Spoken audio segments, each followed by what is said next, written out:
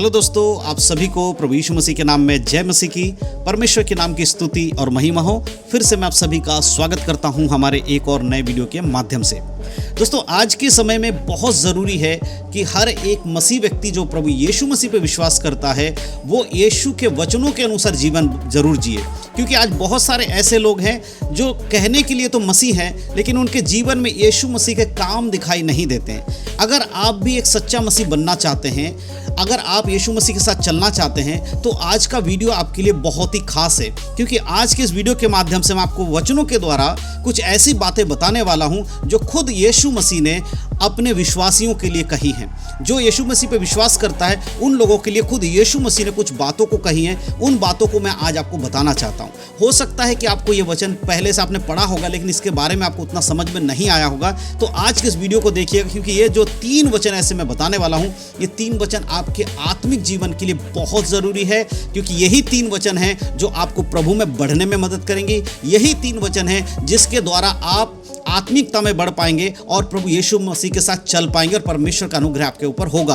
तो ये 3 वचन आपके लिए बहुत ज़रूरी है। वीडियो को पूरा देखिएगा, स्किप करके नहीं जाना है, क्योंकि अगर आप इन 3 वचन को नहीं समझ पाएंगे तो आप जाने अनजाने में हो सकता है कि आप परमेश्वर से दूर चले जाएं। इसीलिए बहुत ज़रूरी है कि बड़े ध्यान से आज के वीडियो को देखिएगा। तो सबसे पहले मैं आपको बताना चाहता हूँ कि जो कोई यीशु मसीह पर विश्वास करता है, अगर वो यीशु मसीह में बना हुआ नहीं है तो वो कभी भी स्वर्गराज में नहीं जा पाएगा। मेरे प्रियो, हम सभी का एक उद्देश्य है। जब हम यीशु मसीह पे विश्वास करते हैं तो हो सकता है हमने अपने जीवन की चंगाई के लिए हम यीशु मसीह के पास आए हो, हमारे जीवन में कुछ चंगाई हुआ हो, इसलिए हमने यीशु को अपना उद्धारकर्ता के रूप में माना हो। हमारे सबकी जो शुरुआत होती है मसीह यीशु में, वो कहीं ना कहीं इसी प्रकार से होती है। कोई ना कोई प्रॉब्लम हमारे जीवन में रहती है और जब हमें चर्च के बारे में पता चलता है, यीशु मसीह के बारे में पता चलता है, हम वहाँ जाते हैं, प्रार्थना कराते हैं और हमारे जीवन में चंगाई छुटकारा होता है। और उसके बाद हम चर्च जाना शुरू करते हैं, हम यीशु मसीह पे विश्वास करने लगते हैं और धीरे धीरे हम यीशु मसीह को अपना उद्धारकर्ता मानने लगते हैं। ये तो सबके साथ होता है। लेकिन मेरे प्रियो, अगर आप मसीह में बने हुए नहीं रहते,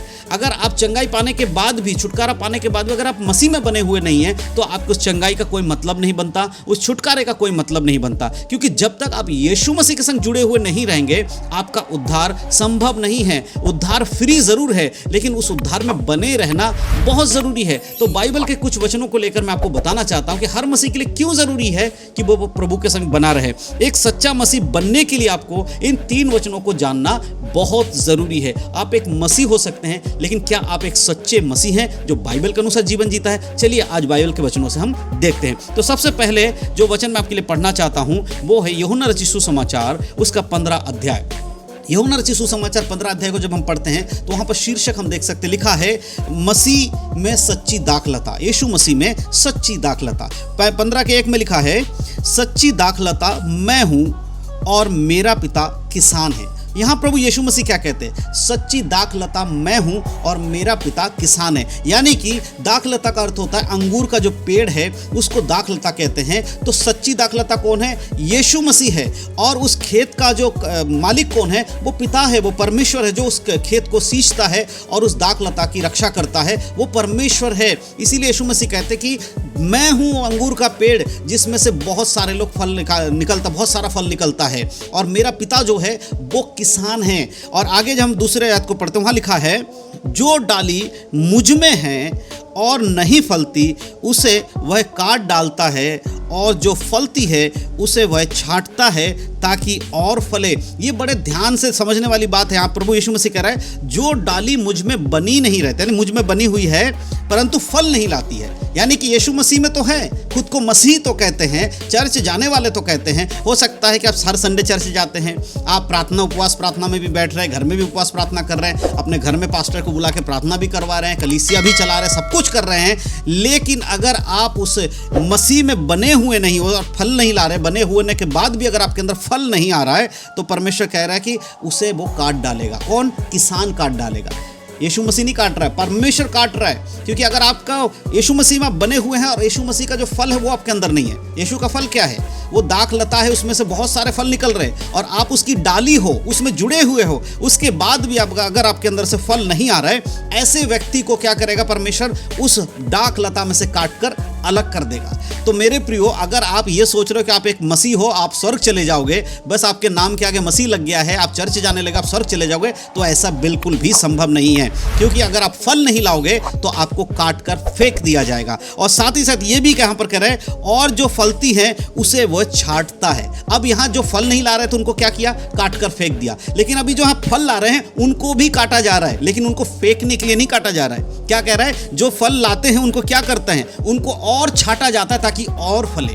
तो जो व्यक्ति प्रभु यीशु मसीह में है और उसके साथ चलते हैं और यीशु मसीह का फल वो ला रहा है, तो उसको परमेश्वर और छांटते हैं ताकि और ज्यादा फल लाए। तो कई बार जब आप प्रभु में चलते हैं, आपके जीवन में बहुत सारी मुसीबतें आ जाती हैं, प्रॉब्लम्स आ जाती हैं, ताकि आप उसमें से जब चलो, आप परीक्षा में से होकर चलो, तो आप और फलवंत हो, आपको और परमेश्वर का सामर्थ्य मिलेगा। तो जब आपके जीवन में मसीह के संग चलने के कारण दुख और मुसीबत आती हैं, तब आपको समझना होगा कि प्रभु आपको छांट रहे हैं ताकि आप और फलवंत हो जाओ। तो जीवन में जब मुसीबत आए, परेशानी आए, मसीह के साथ चलने के कारण, तो आनंद मनाइए, खुशियां मनाइए। इस बात को यीशु मसीह यहाँ करे। लेकिन अगर आप फल नहीं लाओगे तो उस डाली को काटकर अलग कर दिया जाएगा। तीसरा वचन हम जब पढ़ते हैं तो 15:4 में इस प्रकार कहता है, तुम मुझ में बने रहो और मैं तुम में। जैसा डाली यदि दाखलता में बनी ना रहे तो अपने आप से नहीं फल सकती, वैसे ही तुम भी यदि मुझ में बने ना रहो तो नहीं फल सकते। यहां पर यीशु मसीह क्या कह रहा है? फल लाने के लिए क्या करना है? सबसे पहले तो आपको यीशु मसीह के साथ बने रहना होगा।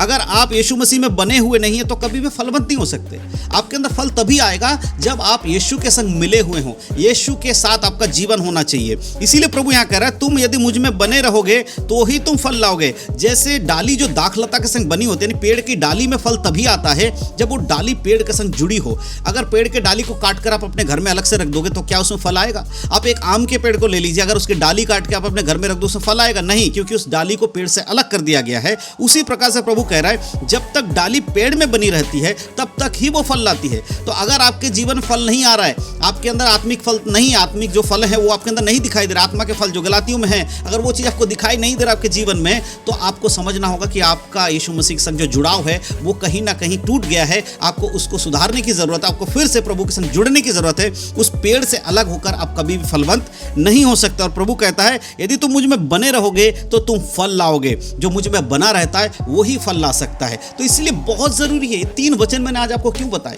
क्योंकि ये 3 वचन हमें बताते हैं कि हमारा जीवन कैसा है, मसीह पे विश्वास करने वाले का जीवन कैसा होना चाहिए। मेरे प्रिय, आज बहुत सारे लोग यीशु मसीह पे विश्वास जरूर करते हैं, लेकिन बड़े दुख की बात है कि बहुत सारे लोग यीशु मसीह में बने हुए नहीं हैं। बहुत सारे लोग यीशु संग जुड़े हुए नहीं हैं। वो चर्च जाने वाले जरूर हैं, वो प्रार्थना करने वाले हो सकते हैं, बाइबल पढ़ रहे हो सकते हैं, पास्टर बन के घूम रहे हो सकते हैं, भविष्यवक्ता बन के घूम रहे हो, ये भी हो सकते हैं, लेकिन जब तक वो यीशु में बने हुए नहीं हैं तब तक उनका कोई भविष्य नहीं है। अगर आप यीशु में नहीं बने रहेंगे तो पिता क्या करेंगे? आपको काट कर फेंक देंगे। और वो आज भले आपको दिखाई नहीं दे रहा होगा, लेकिन न्याय सिंहासन के सामने जब आपका और हमारा न्याय किया जाएगा, उस समय परमेश्वर आपको कहेगा, तू मेरे सामने से हट जा, क्योंकि मैं तुझे नहीं जानता हूं। उस दिन के आने से पहले आज अपने आप को परखिए, इन वचनों के अनुसार आज अपने आप को देखिए। क्योंकि मेरे प्रियो, अगर आज आप अपने आप को जांचते नहीं है, परखते नहीं है वचन के अनुसार, और पवित्रता में नहीं चलते, यीशु मसीह के संग अगर आप बने नहीं रहते हैं, तो आपका भी वही हश्र होगा जो यीशु मसीह को नहीं मानने वालों का होगा न्याय सिंहासन के सामने। तो मैं विश्वास करता हूं कि आज के इस वचनों के द्वारा जो बातें परमेश्वर हमें बताया, उन बातों को आप समझ पाए हैं। अगर आपको समझ में आए तो ज़रूर अपने आप को परखिएगा और देखिएगा, क्या आप यीशु मसीह में बने हुए हैं या नहीं है। क्या आप एक फलवंत दाखलता के संग जुड़े हुए डाली हैं या नहीं है। अगर आप डाली जुड़े हुए फलवंत दाखलता के साथ नहीं है तो आप कभी भी फल नहीं ला सकते। और अगर आपको फल लाना है तो यीशु मसीह में आपको बने रहना होगा।